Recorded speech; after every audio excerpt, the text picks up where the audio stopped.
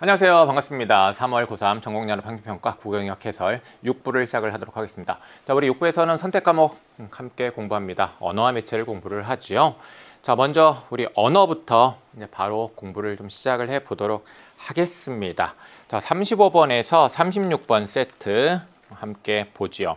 지문이 있습니다. 그리고 이제 두 개의 문항이 함께 제시가 되어 있는데, 자, 우리 이 지문과 관련해서 어떤 문제가 출제되었는지부터 살짝 먼저 이제 들여다보면 35번 윗글을 바탕으로 보기에 기억에서 비읍을 탐구한 내용으로 적절한 것은 하고 묻고 있습니다. 이 글 상자 안에 이제 자료가 있는데 거기에 이제 기억 연득을 일면 비읍이 있습니다. 그러면 지문의 이 내용을 그 사례와 관련지어서 각각의 이제 사례들 그 해석하는 그런 설명하는 내용이 선지에 나올 거예요. 그죠?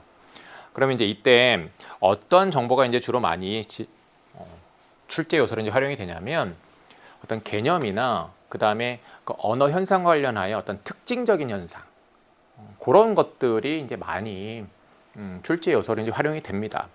자, 그다음에 36번 보면 윗글을 바탕으로 이제 자료를 이해한 내용으로 적절한 것은 하고 묻고 있습니다. 역시 윗글의 내용을 이제 자료와 관련지어서 이제 해석을 하는 것인데 선생님이 이 36번과 관련해서는 총평에서 또 중요한 문제라고 여러분에게 강조를 했었습니다.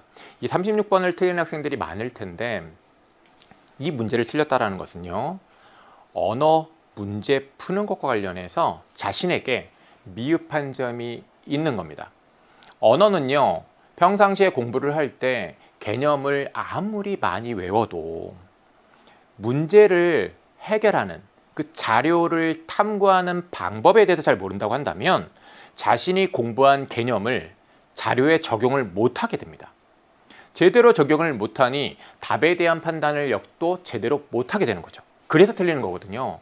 어떤 개념에 대한 공부가 부족해서 틀리는 게 아니에요. 그래서 이 36번과 관련해서 어떻게 문제를 풀어야 되는지부터 정확하게 또 익혀야 되겠습니다. 그럼 우리 수능 잘 봐요.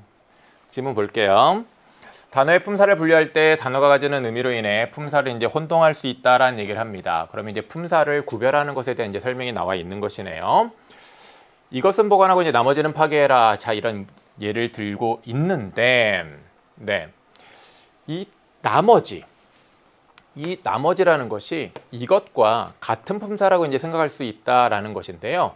이것은 대명사라는 겁니다. 즉 앞에 있는 것을 어떤 가까이 있는 것을 대신하는 이런 가까이 있는 어떤 사물을 대신하는 대명사이죠. 그런데 나머지라는 것은 대신한다라는 그런 것이 아니라 어떤 한도에 차고 남은이라는 이런 일정한 의미를 나타내요. 이런 일정한 의미를 나타내는 이런 말 명사라는 겁니다. 그래서 이것과 자, 이것은 대명사고 나머지는 명사고 해서 이 둘은 구별된다는 얘기를 하고 있어요. 또 이어지는 걸 봅시다. 길게 남기다, 길이 남기다. 이제 이 두 가지의 사례가 있는데 이 길게와 그 다음에 이 길이도 구별된다는 얘기입니다. 자, 어떻게 구별되는지 살펴보면 둘 다 이 이것과 이제 관련이 있는데 길다의 길이잖아요. 길다가 형용사지 않습니까? 그래서 이제 이것과 다 관련이 있으니까 두 단어 모두 형용사 아닌가? 이런 생각할 수 있다라는 것인데 둘 다 형용사입니까? 아니잖아요. 봅시다. 길게, 이 길게는요. 길다의 어간에 어미 개가 결합한 겁니다. 즉 길다의 활용형이죠. 형용사의 활용형입니다. 어간에 어미가 결합하는 게 활용이잖아요. 길다는 형용사니까 형용사의 활용형이다 라고 얘기를 할 수가 있는 것이고, 그리고 길이는 자, 여기 같이 깨끗이처럼 이런 같이나 깨끗이처럼 길이라는 어근에 여러분 어간이 어근으로 쓰일 수 있는 거 알죠? 어간이 어근으로 쓰입니다. 그래서 단어를 형성을 하는데 이 길다의 길이 어근으로 쓰였고요. 이 어근 뒤에 부사를 만드는 이런 부사를 파생시키는 접미사 이가 결합한 거예요. 그러면 이 길이라는 것은 하나의 어떤 새롭게 만들어진 형성된 단어, 즉 부사입니다. 그래서 이 길이는 부사고 그다음에 여기 길게는 형용사의 활용형이다. 이렇게 이제 구별하는 것을 이제 여기서 이제 했어야 되는데, 그렇다면 이 첫 번째 문단을 통해서 이제 우리는 이런 품사 구별하는 것과 관련된 그런 개념에 대한 이해를 할 수가 있었습니다. 그리고 이제 이런 이 개념에 대한 이해를 문제풀이에 적용을 할 수 있어야 하는 것이죠. 또 다음 문단을 보겠습니다. 한 단어가 두 가지 이상의 품사로 이제 쓸 수 있다라는 것인데요. 흔히 우리가 이제 품사 통용이다라는 그런 개념으로, 품사 통용이라는 개념으로 공부를 한 것일 수 있는데, 박자가 늦다라는 이제 예를 들고 있습니다. 여기서 이제 이 늦다는 속도가 느린 그런 상태를 나타내는 형용사로 쓰였다라는 겁니다. 그런데 그는 약속 시간에 항상 늦는다라고 하면 이 늦는다, 이것은 는이 결합되어 있는데, 어디에? 어간 늦, 이 어간에 는이 결합되어 있는데, 이렇게 는이 결합한다라는 것은 동사의 어떤 특성이란 말이에요. 그렇다면 늦는다는 동사라는 겁니다. 그러면 늦다라는 단어는 형용사로도 쓰이고 동사로도 쓰인다는 얘기네. 그죠? 따라서 늦다는 형용사 동사의 두 가지 품사로 이제 쓰인다라는 얘기입니다. 그 다음에 이제 다른 사례로 열은 조사와 결합할 수 있으며 정확한 수량을 나타내니까 수사로만 분류하기 이제 쉽다라는 것인데요. 체언, 명사, 대명사, 수사. 이 체언에는 조사가 결합할 수 있습니다. 특히 격조사 결합될 수 있어요. 네. 그런데 10명이라고 합시다. 10명이 왔다라고 하면 이 열이 뒤에 명을 꾸미고 있는데, 이 열 뒤에 격조사 한번 넣어볼래요? 격조사, 주격조사, 목적격조사 들어갈까요? 들어가지 않습니다. 이것은 뒤에 있는 이 명을 수식하고 있어요. 꾸며주고 있습니다. 그러면 이렇게 뒤에 나오는 이런 명사를 꾸미는 역할을 하는 그런 품사는 무엇일까요? 여러분 알고 있을 거예요. 관형사죠. 그렇다면 열이라는 것은 수사로도 쓰인 경우가 있고 관형사로 쓰이는 경우도 있다라는 겁니다. 이 관형사인 경우에는 뒤에 조사가 결합하지 않습니다. 네, 조사가 결합하지 않아요. 이와 마찬가지로 그보다는 낫다의 이 그 같은 경우 여기 뒤에 조사가 붙어 있습니다. 그렇죠? 그렇다면 대명사, 체언, 대명사가 있고, 근데 이 경우에는 여기 그 책 할 때 그 뒤에 조사가 결합할 수 없습니다. 그렇다면 뒤에 책을 이제 수식하는, 꾸며주는 역할을 하고 있는 관형사로 봐야 되죠. 그래서 대명사로 쓰인 경우와 그 다음에 관형사로 이렇게 쓰이는 경우 역시 구별해서 이해를 하는 읽기를 해야 했습니다. 다음 문단 볼게요. 중세국어에 대해 이제 이야기를 하고 있는데, 중세국어와 현대국어에서 대응하는 단어의 품사가 이제 같은 경우가 많다라는 얘기를 하고 있습니다. 예를 들어놨죠. 네, 벽에를 높이 벼였고라고 되어 있는데, 자, 이에 대한 이제 풀이를 보면 베개를 높이 베고 있고라고 되어 있는데, 여기서 이렇게 특정 단어를 하나 이렇게 짚었으면, 자, 높이, 이제 중세국어 자료입니다. 이것에 대응하는 것을 현대어 자료에서 짚으세요. 그럼 여기 이제 이 높이잖아요. 그래서 여기 나왔습니다. 그렇죠? 그러면 이제 이 높이가 뭐죠? 이 높이는 높다의 높, 그 어근 뒤에 부사 파생전미사 이가 결합한 단어죠. 그래서 부사입니다. 부사인데, 자, 이것도 역시 높 뒤에 이가 붙은 것으로 이제 볼 수 있겠습니다. 그래서 역시 이 현대국어의 높이처럼 부사로 분류할 수 있는 단어인 거죠. 그러면 이것이나 품사가 어때요? 같잖아요. 자, 이렇게 같다라는 것을 이해를 해야 했고, 하지만 현대국어에서는 관형사로만 쓰이는 새, 네, 여러분 이 새 것 할 때, 새 것 할 때 그 뉴의 의미가 나타내고 있는 그 새 알죠? 그렇다면 이 새라는 것이 관형사로 이제 쓰인다는 거 우리가 어렵지 않게 이제 이해할 수 있는데, 근데 중세국어에서는 이 새가 명사로도 쓰였다라는 거예요. 명사. 자, 이때 이거에 대한 이해를 이제 어떻게 써야 되냐면 요소별로 대응시키기를 해야 하는 겁니다. 문법에서 이 언어에서 여러분이 대응시키기를 정말 잘해야 돼요. 그게 문제풀이에서 굉장히 중요한 경우가 많습니다. 그럼 여기를 보면 자, 여기 랄이 있습니다. 랄이 있는데 이 랄은 무엇과 대응할까요? 을과 대응하겠죠. 을과 대응할 거 아니에요. 네, 목적격 조사. 그렇다면 자, 여기 이 새 것과 대응하는 건 뭘까요? 요 새겠죠. 그러면 이 새가 자, 현대국어에서는 뒤에 나오는 명사를 꾸며주는 역할을 하는 단어로만 쓰이는데 중세국어에서는 저렇게 새 것이라는 의미를 가진, 즉 명사의 의미를 가진 경우도 있다는 거예요. 명사로도 쓰였다라는 거예요.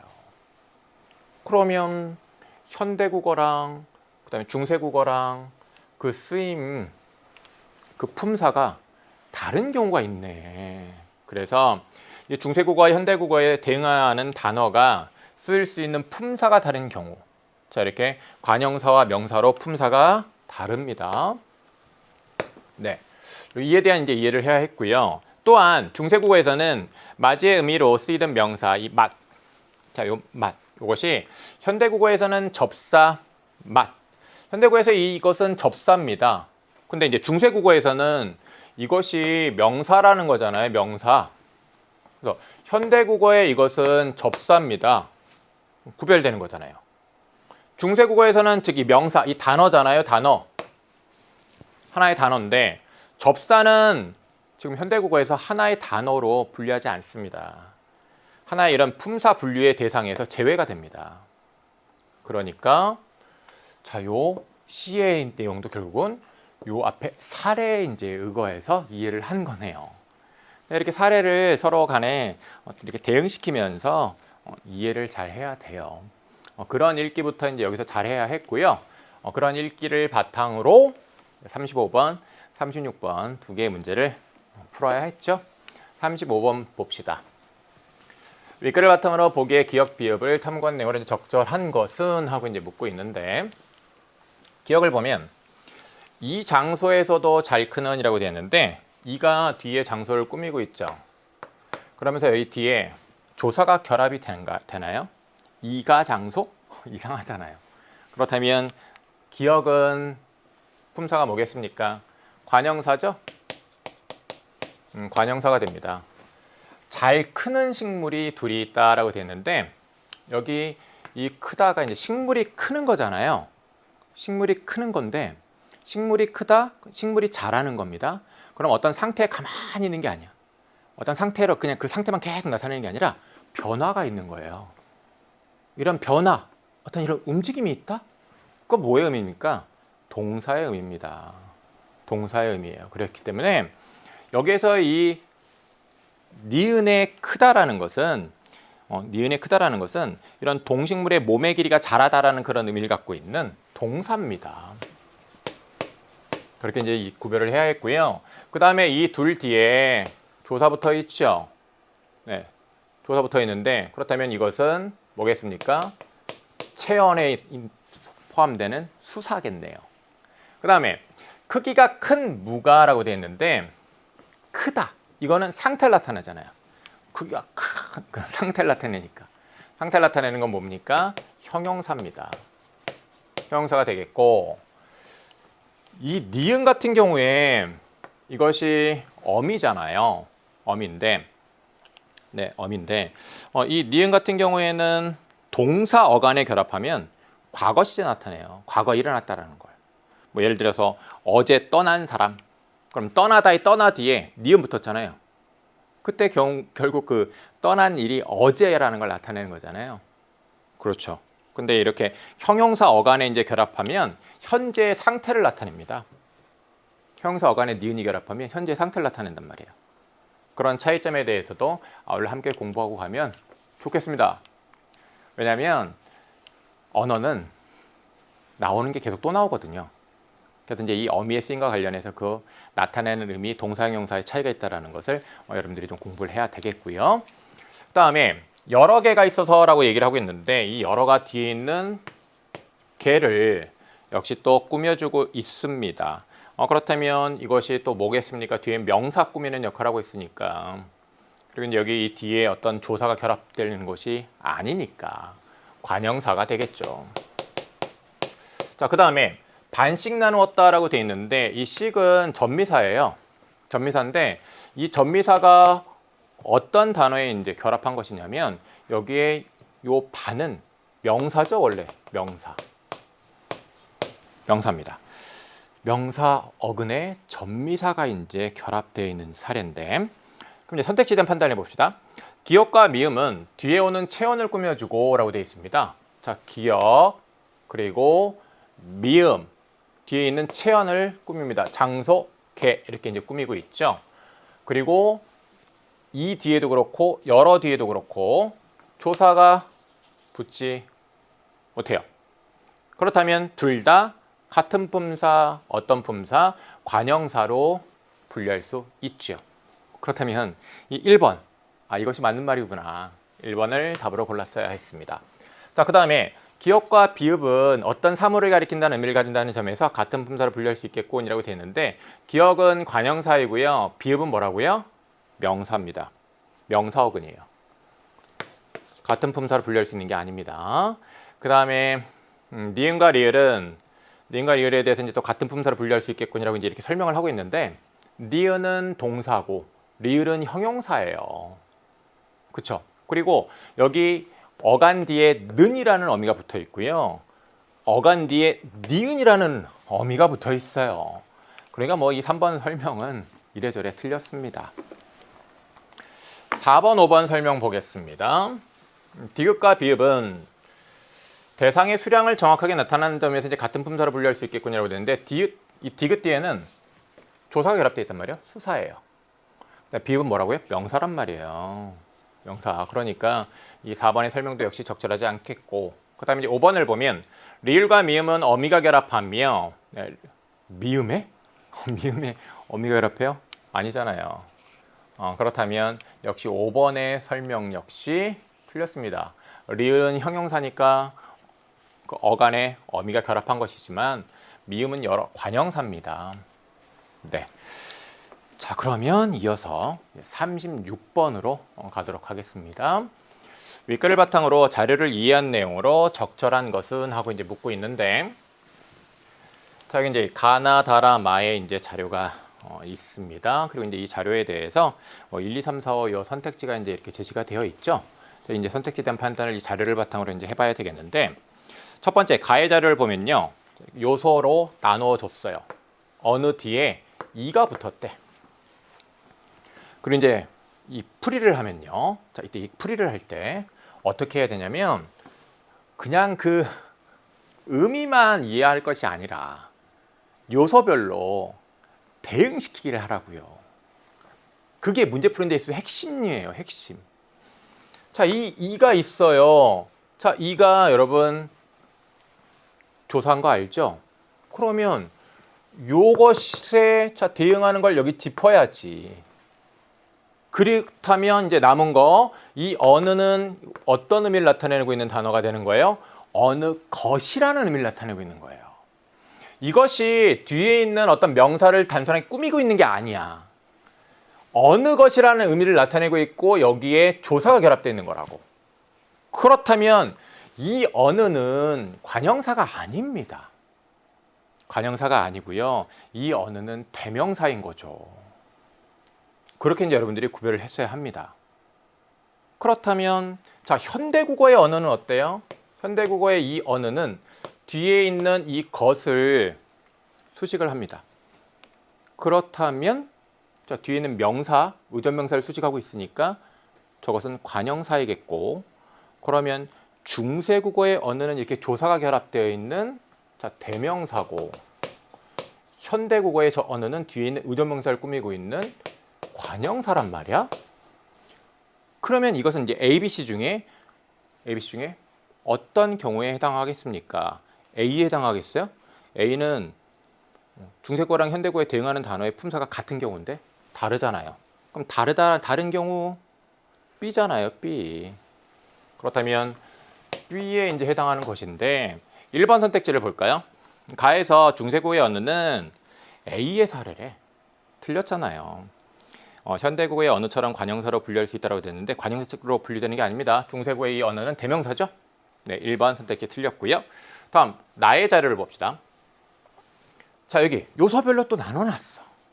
요소별로 나눠놨는데 자, 그러면 자, 여기 이 keep, 그다음에 이제 여기에 이가 있는데 자, 이렇게 붙임표가 표시가 돼 있다라는 것은요. 이게 앞에 것과 결합한다는 얘기인데 자, 요 이의 정체는 우리가 또 이제 공부해서 알아요. 전미사라는 것을.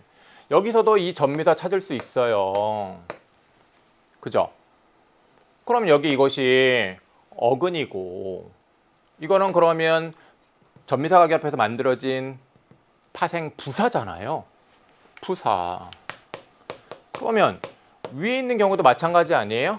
그럼 똑같이 뭐예요? 부사잖아. 그러면 대응하는 단어, 중세국어와 현대국어에 대응하는 단어의 품사가 같은 사례입니다. 같은 사례면 A에 해당하겠죠. 그런데 2번 선택지를 보면 B의 사례로 현대국어의 부사 깊이와 달리 형용사로 분류한대. 아니에요. 부사라니까 똑같다니까 요소가 딱딱 똑같이 분석되잖아요. 네. 그다음에 이제 다를 봅시다. 다를 보면 자, 여기에 이 단어가 이제 여기 있는데 자, 여기에 어가 붙어서 저 이렇게 돼 있는데 이것도 이제 분석을 좀 해보면 요것에 대응하는 것을 찾으면 이거 아닙니까? 엿. 그죠? 그럼 이제 이에 대한 설명을 이제 3번 선택지에 나와 있는 걸 보면 중세국어에 이제 요것이 지금 뭐라고 얘기 나와 있냐면 B의 사례라고 돼 있어요. 근데 현대국어의 이것은요. 무엇입니까? 이거는 접두사예요. 접사란 말이야. 그래서 거기 3번 선택지에 보면 현대국어의 접사라고 돼 있죠? 접사거든요. 근데 이때 자, 이 요소랑 이 요소 중에 이제 보면 자, 이 중에 자, 이 어랑 대응하는 건 뭐겠어요? 이 어랑 대응하는 건 여기에 어미겠지. 어미예요.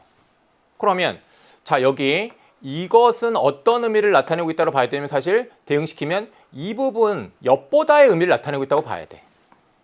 그렇죠. 형태적으로만 이렇게 같은 걸 짚었지만 실질적으로 얘가 나타내고 있는 의미는 이 엿보다의 의미예요. 엿보다의 의미. 그죠? 근데 형태적으로 같은 걸 치면 이 형태적으로 같은 거는 지금 현대국어에서는 접두사인 거지. 그러면 엿보다의 의미를 갖고 있는 이 중세국어의 이 단어 이것은 중세국어 때는 당연히 접사가 아니죠. 엿보다의 의미를 나타내고 있으니까 동사지. 동사죠. 근데 현대국어의 같은 형태 요것이 이제 현대국어의 이런 형태를 받겠다고 볼 수 있겠는데 현대국어에 이렇게 대응하는 이런 형태를 갖고 있는 이 말은 현대국어에서는 접사란 말이에요. 그러면 이 접사는 품사 분류의 대상에서 제외되잖아요.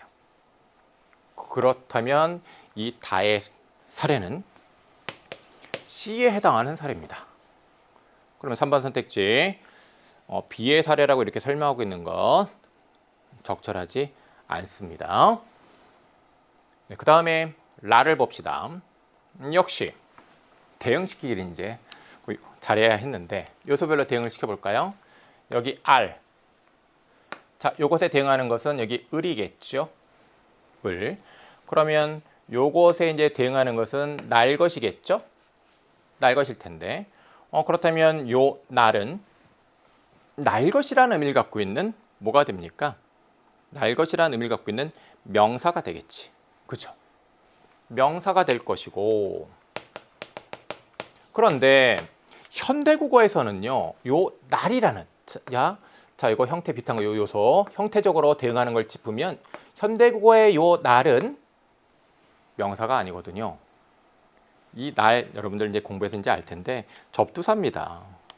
접두사. 그렇다면 현대국어의 그 접사거든요. 그래서 요 날은 접사. 자, 그러면 이 라는 뭐의 사례가 되겠습니까? 바로 C의 사례가 되겠죠. C.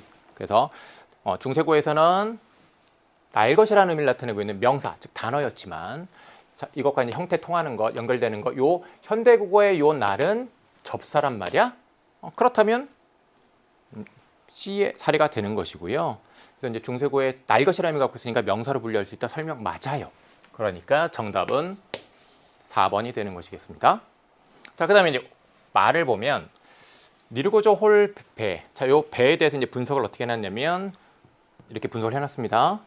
이것을 이제 대응식을 해보면 역시 여기 요것에 대응하는 게 가네요. 가. 주격조사네. 그죠? 그다음에 이제 요 앞에 요 단어가 이제 있는 것인데, 그렇죠? 그럼 형태도 같고 의미도 거의 유사하잖아요. 그렇죠. 그렇다면 당연히 자, 요 위에 것도 명사가 되겠고 요 아래 것도 뭐가 되겠습니까? 명사가 됩니다. 그렇다면 요 마의 사례는 이거 뭐의 사례가 되겠습니까? A의 사례다. 5번 특집 볼까요? 중세국어의 반은 A의 사례예요. C가 아니라. 현대국어의 바나 중세국어의 바나 명사예요. 현대국어의 바 이제 의존명사인데 명사예요. 그래서 5번 틀렸습니다. 이 5번을 답으로 이제 또 고른 학생들이 많은데 아마 4번, 5번 놓고서 좀 갈등을 막 하다가 5번을 고르지 않았을까 싶은데 그렇게 뭔가 망설임이 있다, 갈등이 있다라는 것은 언어에서는 정확한 분석이 안 된 겁니다. 이렇게 분석을 하는 데 있어서 요소를 짚고 그 요소와 관련해서 이렇게 정확하게 대응시키기를 우리가 잘 해야 한다. 그 점 꼭 명심하고 앞으로도 그 요소별로 대응시키는 거에 주의하여 문제 풀고 공부하세요. 그럼 수능 때 이제 이런 유형의 문제가 나오면 맞아요. 수능 대박. 37번으로 가도록 하겠습니다. 학습 활동을 수행한 결과로 적절한 것은 하고 이제 묻고 있는데 아래 단어들을 발음할 때에는 음절의 끝소리 규칙, 된소리 대기, 거센소리 대기, 자음군 단순화가 이제 일어난다라는 얘기를 하고 있습니다. 이제 음운 변동이 이제 각각 무엇인지 찾고 기역, 리을 중 두 가지가 일어나는 예를 생각해 보자라는 얘기를 하고 있는데, 자, 이 단어에서 이제 일어나고 있는 음운 변동을 이제 우리가 이해를 해 보면 먼저 리을 기역 중에 기역만 남지 않아요? 기역만 남죠. 그러면 자음군 단순화잖아요. 근데 그 기역만 남았는데 그 기역이 뒤에 있는 히읗과 만나서 키읔이 됐네? 그럼 이거 뭐죠? 거센 소리 대기네. 그죠? 거센 소리 대기가 있고, 그죠? 네. 이렇게 이제 두 개를 찾을 수가 있네요. 그 다음에 자, 이 드넓다를 볼까요? 드넓다를 이제 보면 또 이제 어떤 음운 변동이 일어나는지 확인을 해보면 리을 비읍이 있는데 요 뒤에 있는 이 비읍이 뒤에 있는 요 디귿 된 소리로 바뀌는데 영향을 주고 계속 남아 있어요? 없네. 그러면 자, 여기 된 소리 대기가 일어났고 그 다음에 하나만 남았으니 자음군 단순화가 일어났다고 볼 수 있겠습니다. 자, 그 다음에 끊겼다인데 이 끊겼다를 이 발음된 걸 보면 여기 키읔입니다. 이 키읔은 어떻게 해서 나온 거죠? 여기 있는 이 히읗과 기역이 만나서 키읔이 된 거네. 이게 뭡니까? 거센 소리 대기잖아. 거센 소리 대기고 그 다음에 음운 변동 관련해서 여기 또 하나 생각해야 될 게 뭐냐면 여기 쌍시옷이 있는데 쌍시옷은 하나의 음운이에요. 그러면 이 쌍시옷이 디귿으로 바뀐 것도 짚어줘야지. 그럼 디귿으로 이제 바뀐 거를 짚어주면 이건 뭡니까? 음절의 끝소리 규칙이잖아요. 그래서 거센 소리 대기가 있고 그 다음에 이제 음절의 끝소리 규칙이 적용이 됐고 그 다음에 음절의 끝소리 규칙에 따라서 이렇게 디귿이 되니까 그 뒤에 있는 것에 영향을 줘서 뒤에 있는 것이 또 된 소리로 바뀌고 있어요. 된 소리로 바뀌고 있단 말이에요. 된 소리 대기는 어떤 경우에 일어납니까? 여러분 이 평파이름 세 개를 꼭 잘 기억을 해야 되는데 이 평파이름 뒤에서요. 된 소리 짝이 있는 것들이 된 소리로 바뀌어요. 된 소리 짝이 있다는 얘기는 예를 들면 뭐냐 하면 기역은 된 소리 짝이 있어요. 쌍기역. 그렇죠? 시옷도 된 소리 짝이 있어요. 쌍시옷. 자, 이런 것들이 된 소리를 바뀐다고요. 그게 이제 된 소리 대기의 가장 또 기본적인 거 아닙니까? 그래서 저 디귿 뒤에 있는 디귿 된소리 짝이 있으니 쌍디귿이 있으니 된소리로 바뀝니다. 자, 그 다음에 거칠애를 보면 티읕이 디귿 됐네. 이건 뭡니까? 음절의 끝소리기칙.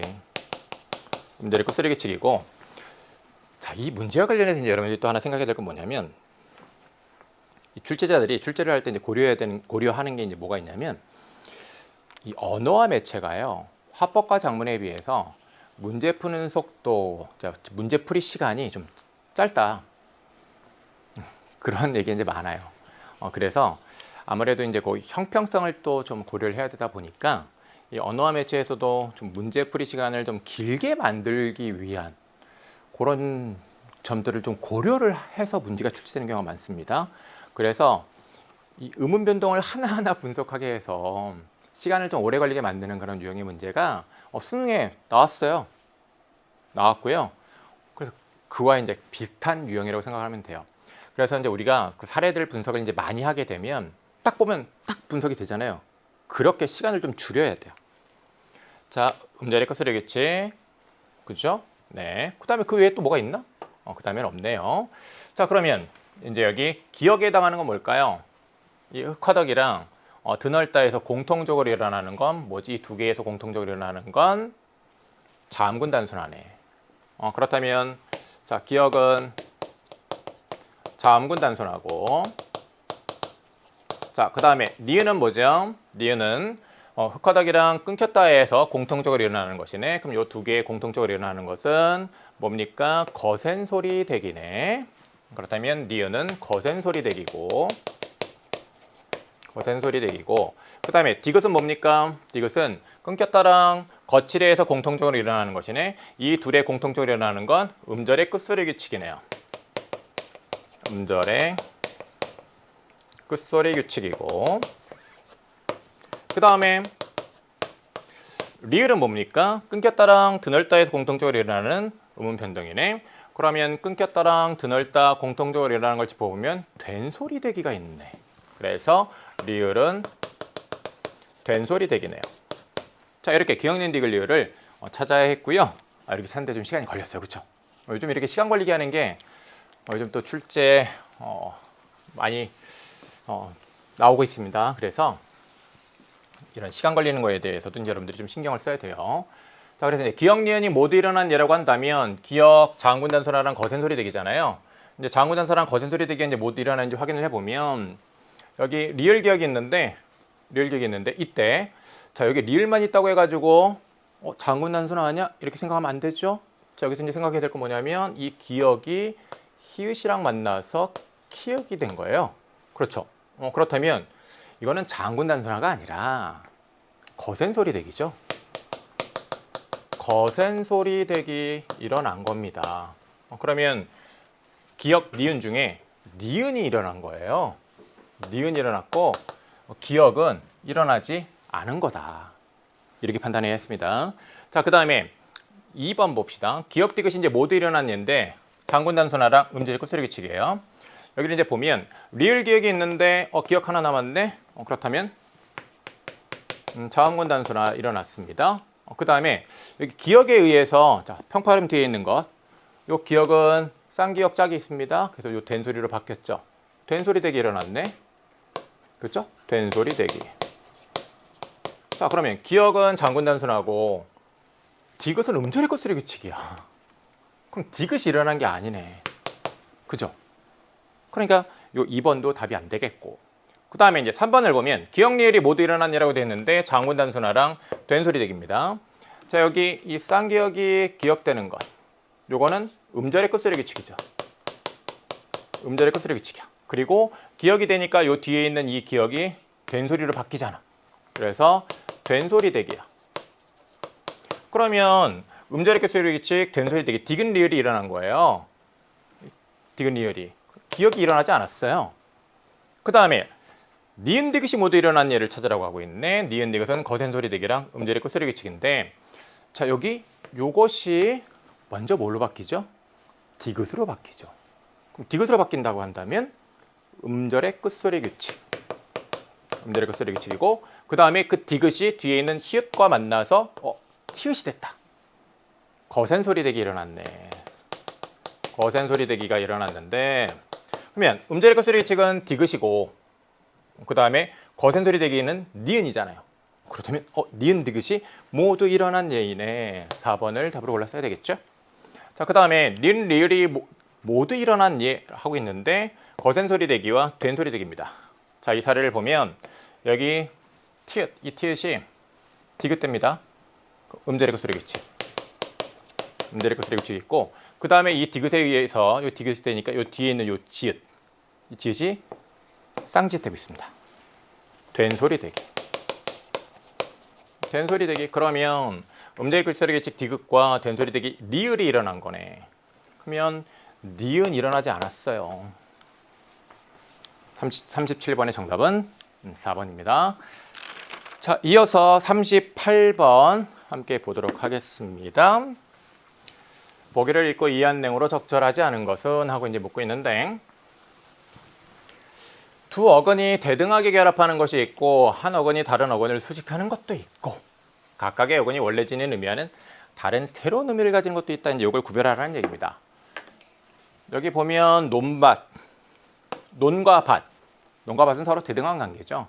그렇다면 이 대등한 것과 관련해서 이렇게 두 어근이 대등하게 결합하고 있으니까 가에 해당한다고 설명하는 것 적절하겠습니다. 그 다음에 2번 보리밥이라고 되어 있는데, 자, 그냥 밥이 아니라 보리밥입니다. 보리가 밥을 수식하고 있어요. 그러니까 한 어근 보리가 다른 어근 밥을 수식한다고. 그렇다면 보리밥은 뭐에 해당하겠습니까? 나에 해당하는 거죠. 근데 지금 여기 설명 잘못되어 있죠? 답 2번입니다. 다음 3번을 보면 돌다리인데, 자, 여기 이제 이 돌다리잖아요. 돌이 다리를 수식하고 있습니다. 다리가 그냥 다리가 아니라 돌다리로 한정되고 있어요. 그렇다면 나에 해당하는 건 맞죠? 그 다음에 길바닥이라고 되는데, 이것도 바닥이 그냥 다른 바닥이 아니라 길의 바닥이야. 길의 바닥. 그러면 앞에 어근이 뒤에 어근을 수식하고 있죠. 나에 해당합니다. 그 다음에 여기 이제 피땀인데, 진짜 우리 빨간 그 피랑 그 땀을 의미하는 게 아니라 여기서의 피땀은 어떤 의미합니까? 뭔가를 이루기 위해서 애쓰는 노력, 정성, 그런 의미잖아요. 그렇다면 저 피와 땀이라는 두 어근이 만나서 어떤 노력, 정성이라는 그런 새로운 의미를 갖게 된 경우잖아요.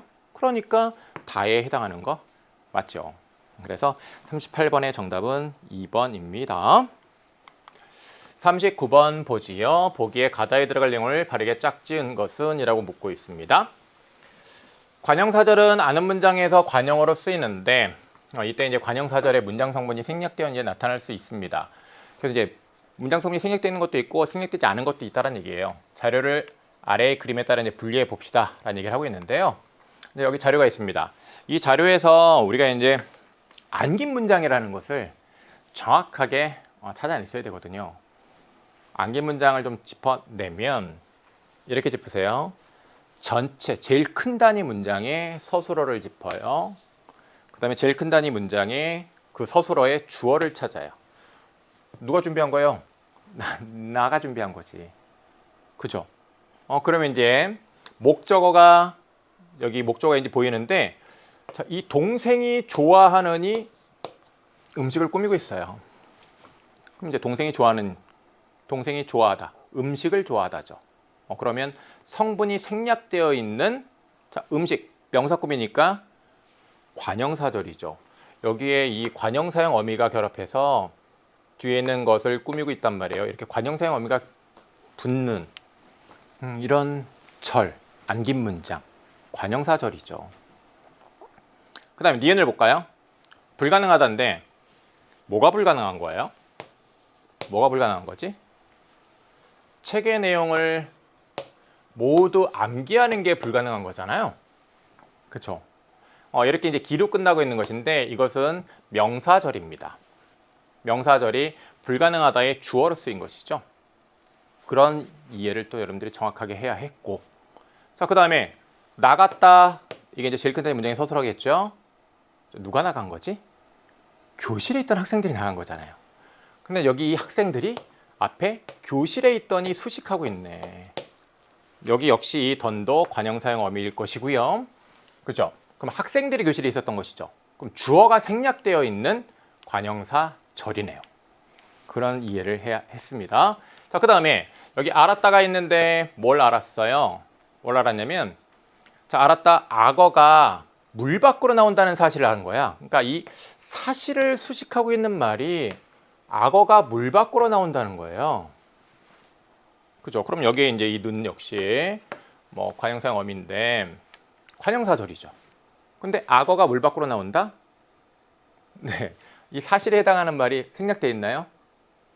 아니죠. 이 사실이라는 말이 이 안에 문장 성분으로 생략되어 있는 게 아니죠. 네, 그렇다면 이제 리을 그 점에서 이제 앞에 나와 있는 기억이나 디귿과 구별이 됩니다. 그렇죠. 자, 그 다음에 형이 내게 9시까지 집에 오라고 말했다라고 되어 있는데, 자, 말했다. 누가 말했어요? 형이 누구에게? 나에게 말했어. 뭐라고? 9시까지 집에 오라고. 그러면 이건 이제 인용절이잖아요. 관형사절이 아닙니다. 그 다음에 비읍을 보면 나는 그 사람이 너를 속일 줄은 꿈에도 몰랐다라고 됐는데 몰랐어. 누가? 나가 모른 거지. 무엇을 몰랐습니까? 자, 꿈에도 무엇을 몰랐습니까? 그 사람이 너를 속일 줄을. 그 사람이 너를 속이다. 너를 속이다 그 속이에 자, 여기 어미 리을이 붙은 겁니다. 줄은 의존 명사죠. 그러면 이것이 줄을 꾸미고 있는 관형사절이다. 관형사절이다. 그 사람이 너를 속이다. 생략되어 있는 성분은 없네요. 그렇죠? 생략되어 있는 성분은 보이지 않고. 그렇다면 리을 비읍이 성격이 비슷하죠. 리을 비읍 성격 비슷하고 그 다음에 기억 디귿 성격 비슷합니다. 묶입니다. 그 다음에 니은은 명사절이 안겨 있고 미음은 인용절이 안겨 있습니다. 그런 점에서 또 역시 이제 구별이 되네요.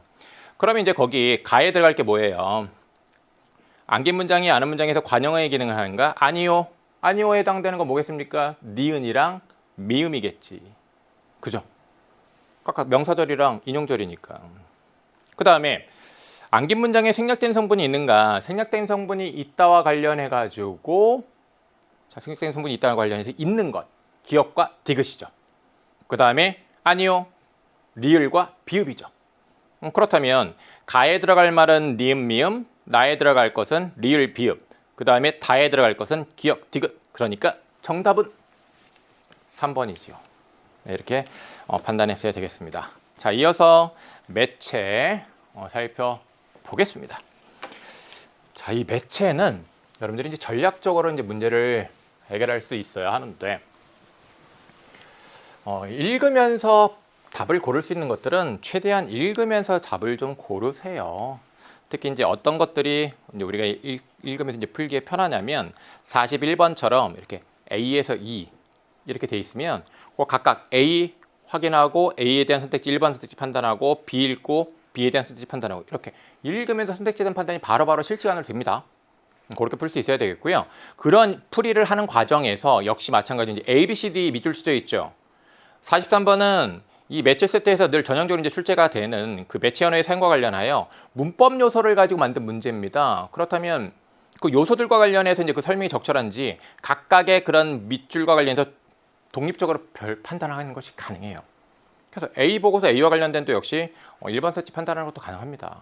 그래서 이 자료를 읽을 때 사실은 41번, 43번 같은 경우에는 둘 다 동시에 실시간으로 읽으면서 푸는 것도 가능했다. 그런 풀이를 할 수 있는지 좀 다시 연습을 좀 해보도록 하고요.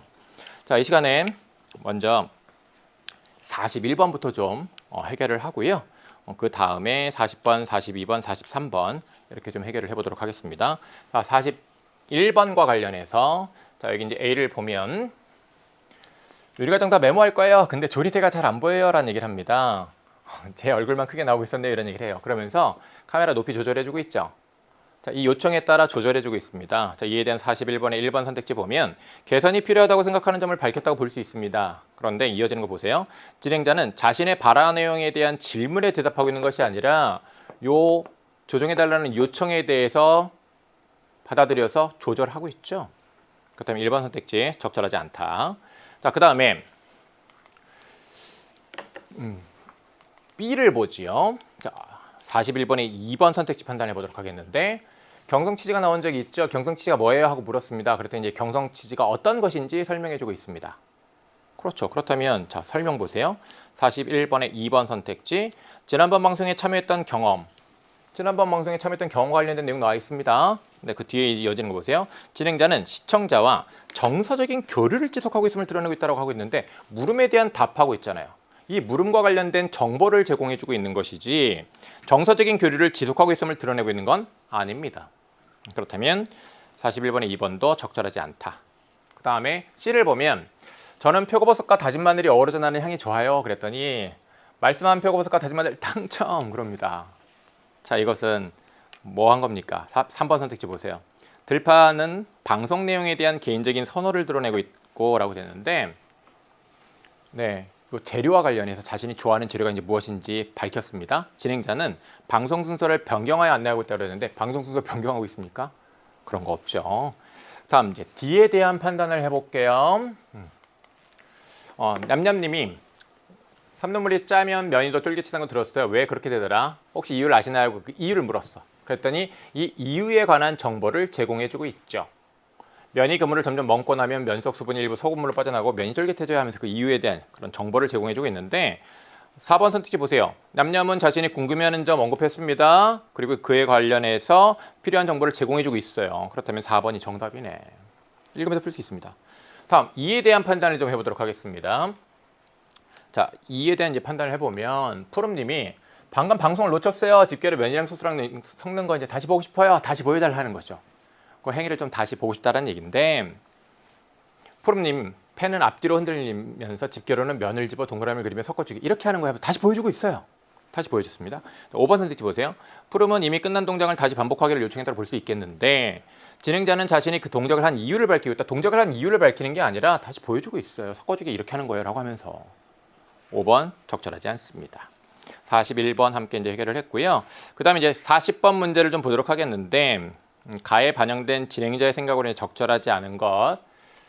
네, 40번 문제를 해결해 보면 정보가 시청각으로 전달되니 필요에 따라 후각 정보를 말로 표현해야겠어 라고 되는데 네, 후각 정보를 말로 표현한 부분 잘 찾았죠.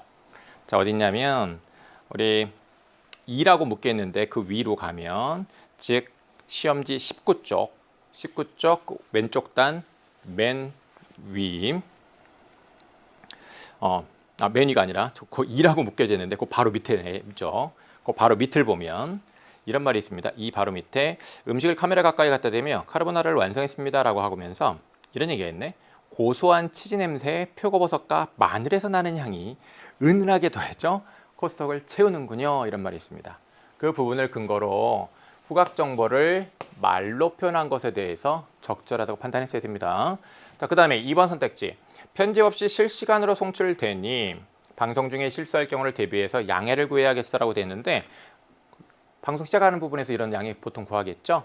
그 시작할 때 보면 밑줄 쳐 있는 A 다음 줄 우리 방송은 실시간이잖아요. 혹시 제가 진행이 미숙하더라도 너그럽게 봐주기 하고 있습니다. 뭐 한 거예요? 양해 구한 거지. 뭔가 미숙해서 일단 실수를 한 수 있으니 그에 대해 양해를 구하고 있습니다. 맞습니다. 그 다음에 3번 선택지를 보면 주기적으로 방송을 제작하고 있으니 시청자에게 다음번 방송도 시청해달라고 요청해야 된다고 되는데 이런 내용은 주로 어디 나와요? 끝에 나오잖아요. 여러분이 또 이런 것도 생각해야 돼. 주로 앞에 나오는 것, 주로 끝에 나오는 것. 이 정보와 관련해서 그 위치에 대해서 또 여러분들이 알고 있어야 돼요. 그래서 그 시작하는 부분에서 흔히 답지로 이제 많이 만들어지는 것, 끝나는 부분에서 흔히 답지로 많이 만들어지는 것, 어떤 것들이 이제 그런 출제 요소가 되는지를 좀 알고 그걸 알면 매체자를 이제 읽을 때 딱딱 그에 해당한 부분들을 주목해서 읽어요. 그에 따라 선택지에 대한 판단도 당연히 더 빨라지는 것이고. 자, 그러면 그 끝부분을 봅니다. 매주 토요일 2시에 잊지 말고 만나요 합니다. 시청해달라고 요청한 거잖아요. 3번도 적절하겠습니다. 다음, 방송 진행이 늘어지면 접속자 수가 줄어들 수 있으니 시간이 소요되는 작업은 방송 전에 끝내두어야겠어 라고 얘기를 하고 있는데 네, 이와 관련해서 거기 19쪽 바로 왼쪽 단의 맨 위에서부터 이제 두 번째 줄, 방송 진행이 더뎌진다고 나가버리는 시청자들이 더러 있었어요. 그래서 오늘은 미리 경성 치즈를 갈아왔어요 라고 얘기하고 있습니다. 그 내용을 근거로 삼아서 4번도 적절하다고 판단했어야 되겠죠. 다음 5번 볼게요. 혼자서 다수의 접속자를 상대하니 방송의 접속자들의 의견을 반영하는 데 한계가 있음을 미리 안내해야겠어 라고 되어 있는데, 미리 안내한다고 한다면 이 안내하는 내용이 아무래도 방송 초반부에 제시가 되겠죠. 방송 초반부에 이제 제시가 될 텐데, 접속자들의 의견, 다 모든 의견을 반영하는 데는 좀 아무래도 어려움이 있습니다. 자, 이렇게 양해 구하는 것이 방송 초반부에 좀 있어야 되는데 그런 거 있나요? 이것에 해당되는 것이 없어요. 없으니까 반영되지 않은 것인지, 반영되지 않은 것이니 반영된 생각으로 적절하지 않은 거지. 그래서 답을 5번으로 골랐어야 하죠. 네. 자, 그 다음에 42번을 보지요. 다음은 나에 따라 작성한 누리소통망의 이제 게시물이다라는 얘기를 하고 있습니다. 작성 과정에서 이제 고려한 내용으로 적절하지 않은 것은 하고 이제 묻고 있는데, 네, 카르보나라 재료 1인분 기준으로 한 다음에 이 재료를 묶어서 제시해놨네. 뭔가 이렇게 묶었죠. 묶은 이유가 있을 거예요, 그렇죠? 이미 눈치챈 학생들도 있을 텐데, 네, 그 요리하는 그런 순서와 관련이 있죠. 카르보나라 요리법, 네, 간략한 설명과 함께 이제 제시가 되어 있습니다. 시각 자료도 이제 제시가 되어 있고요. 면 삶는 시간, 뭐 이런 것도 이제 시간에 관한 정보들도 뭐 제시를 해놨네요. 그 다음에 소스 만들기를 보고 싶으면 클릭하고 있습니다. 그렇다면 이제 이 클릭한다라는 것은 이거 뭐가 걸려 있는 거예요? 하이퍼링크가 걸려 있는 거잖아요. 자, 그럼 이제 이에 대해서 선택지에 대한 판단을 좀 해보도록 합시다.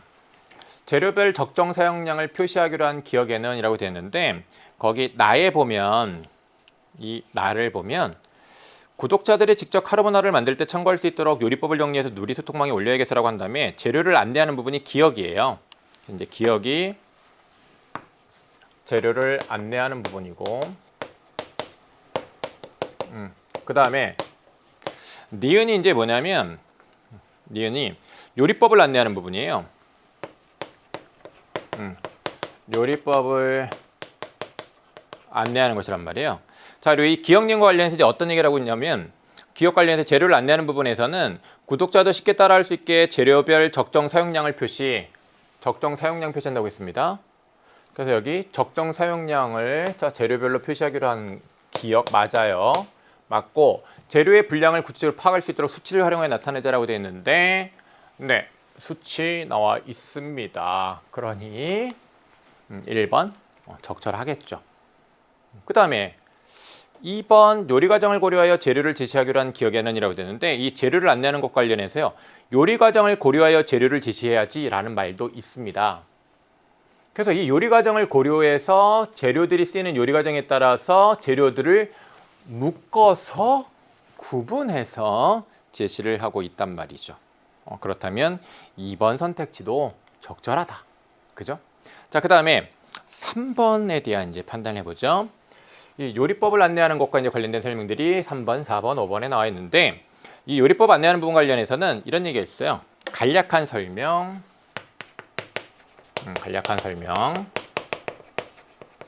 그 다음에 그림 쓰자. 그 다음에 필요에 따라 방송 녹화본을 볼 수 있게끔 하자. 방송 녹화본 볼 수 있게끔 하자. 이런 세 가지는 이제 내용이 제시가 되어 있는데, 요리법을 간략한 설명으로 안내하기로 한 니은에는 요리 과정에서의 주의사항을 괄호 속에 간단히 제시하자라는 얘기를 하고 있는데, 주의사항이 이렇게 괄호 속에 간단하게 제시가 되어 있는데, 이 주의사항이 결국 뭡니까? 그 요리를 하는 설명 관련된 내용 아닙니까? 그렇다면 3번 선택지 적절하죠. 그 다음에 4번을 보죠. 요리법을 그림으로 이제 간추려 제시하기로 했는데, 방송에서 쓰이지 않은 재료를 사용할 때 소요 시간도 제시하자라고 되는데, 이 시간이 방송에서 쓰지 않은 재료를 사용할 때 소요되는 시간입니까? 아니잖아요. 면 삶기 8분 동안 하라는 거잖아요. 그렇다면 4번이 적절하지 않네. 이게 답이죠? 자, 그 다음에 이제 5번을 보겠습니다. 방송 녹화본을 볼 수 있게 한 니은에는 그림에 표현되지 않은 요리 과정을 다시 시청할 수 있도록 하이퍼링크를 제시하자라고 얘기를 하고 있는데, 여기에 하이퍼링크 제시되어 있는 것이죠. 방송 녹화본 보는 겁니다. 그러니까 5번 선택지 적절합니다. 그 다음에 43번을 보도록 하겠습니다.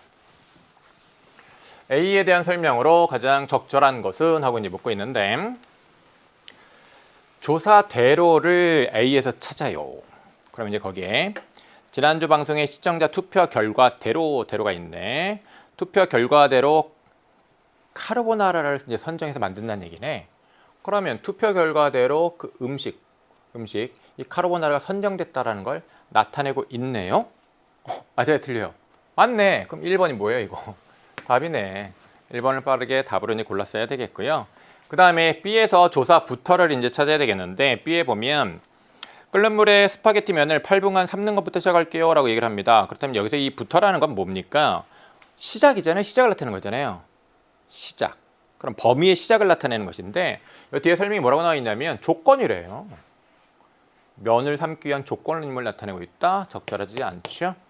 그 다음에 이제 C에 대한 설명 봅시다. 어미 니까를 사용하여 라고 되어 있는데, 니까는요, 이 니까는 니를 강조하는 거예요. 이 어미 니를 강조한 것인데, 이것이 어떤 의미를 나타내냐면 어떤 원인이나 근거를 의미합니다. 그래서 거기 사용된 예를 보면 쉽게 타니까, 이게 쉽게 타는 것이 주의해야 하는 어떤 이유 근거잖아요. 그렇죠? 그렇다면 그렇게 설명해 줘야 되는데, 재료를 볶는 중에 일어난 일을 나타내는데 설명 적절하지 않습니다. 그 다음에 D에서 이제 고서를 찾아야 되겠는데, D에서 고서를 보면 면을 팬에 옮기고서 그 다음 면 삶을 물을 서너 국자 팬에 넣는데요. 그렇다면 여기서의 이 고서는 앞에 것이, 그 고서 앞에 있는 것이 그 뒤에 이어지는 내용보다 앞선다라는 걸 나타내는 거잖아요. 앞선다라는 걸 나타내는 건데, 여기 설명이 어때요? 면을 팬에 옮기기 전에 해야 할 일을 나타내고 있다라는 얘기를 하고 있는데, 자, 지금 면을 팬에 옮긴 다음 면 삶은 물을 서너 국자 팬에 넣는다라는 걸 설명하는 거였거든요. 적절하지 않죠?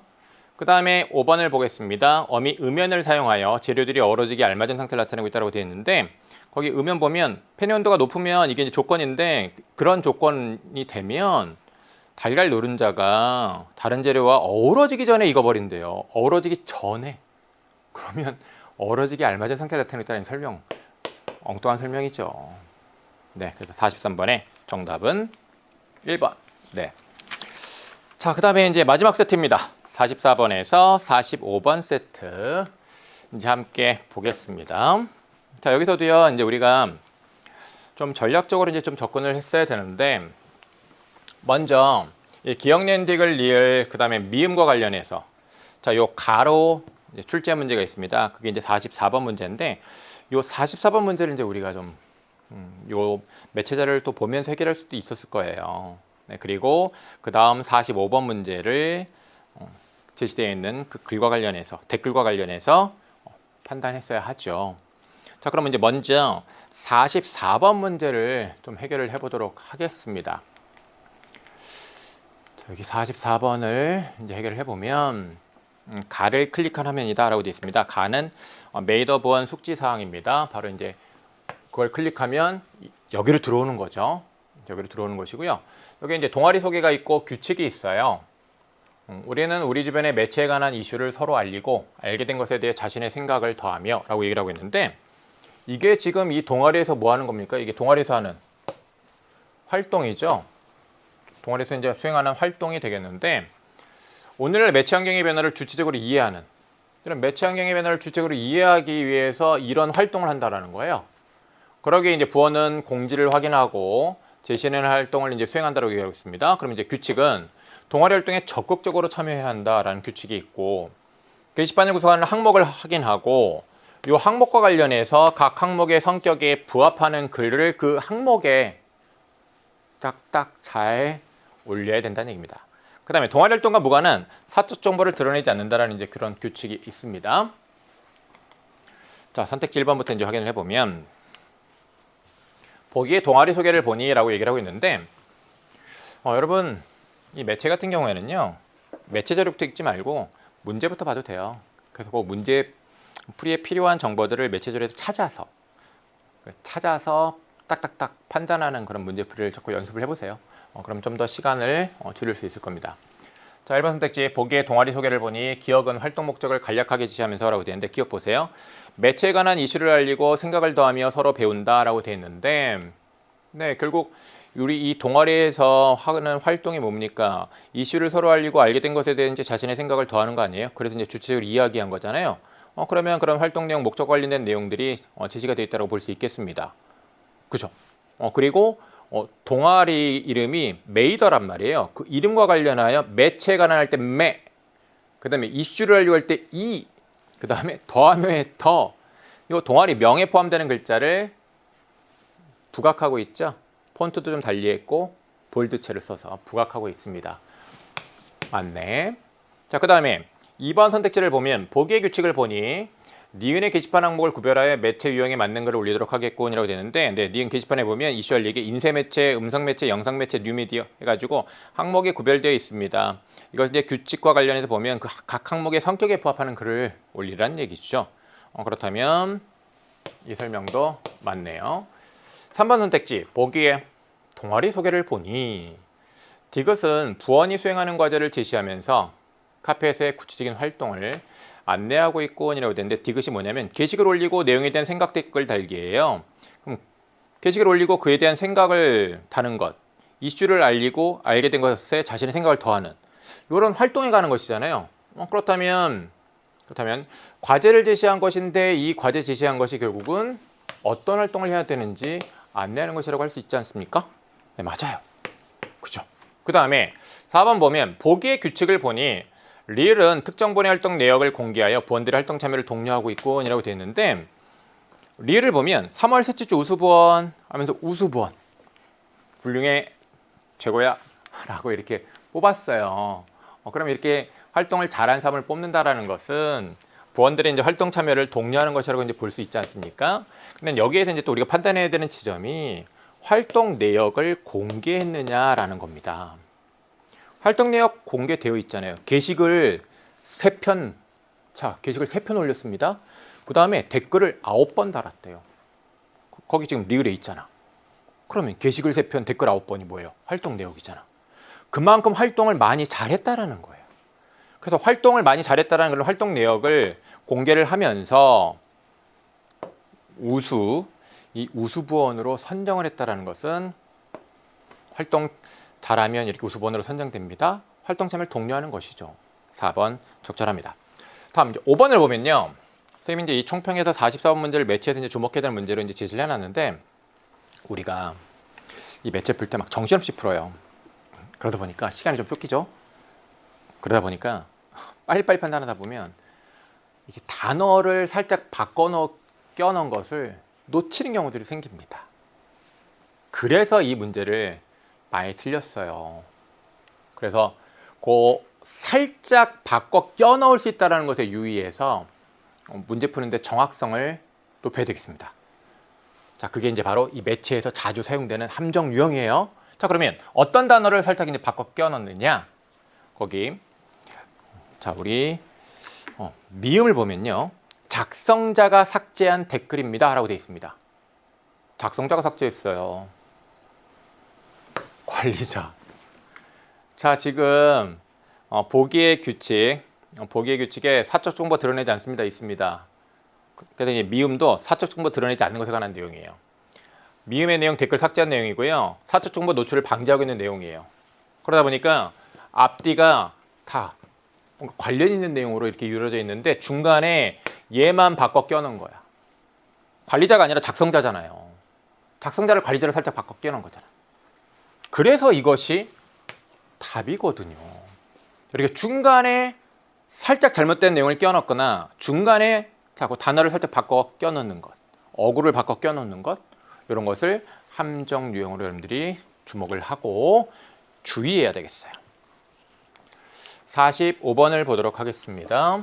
위화면을 바탕으로 이제 유료 OTT 업체의 요금제 체제 변화에 대한 학생들의 수용 양상을 이해한 내용을 가장 적절한 것은 이렇게 되어 있는데 윤솔은 유료 OTT 업체의 요금제 체제 변화에 대한 이용자들의 찬반 의견을 토대로 이제 자신의 견해를 제시했다고 얘기를 하고 있는데, 그럼 찬반 의견에 관한 내용이 윤솔이 작성한 이 글에 이슈 알리기 글에 있어야죠.